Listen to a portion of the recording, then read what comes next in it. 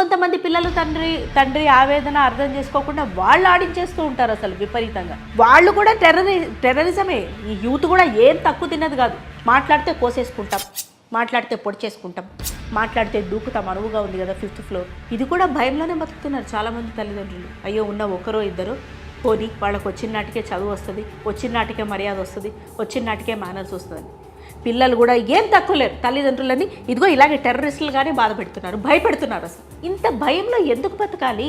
ఏదైనా చెప్పాలంటే భయం, లేదు ఇది నేను చెయ్యనంటే భయం, నో చెప్పడానికి భయం. ఈ భయాన్ని ఎన్కాష్ చేసుకొని బలవంతులం అనుకున్న వాళ్ళు మనల్ని లైఫ్ లాంగ్ అడగదొక్కుతున్నారు. ఒక మనిషి ఇంకొక మనిషిని గౌరవించటమే అసలు ధర్మం, అసలు మతం. అది ఏదైనా నువ్వు నా మతాల్లోకి రా, నేను నీ మతాల్లోకి వస్తా, ఇది కూడా కాదు.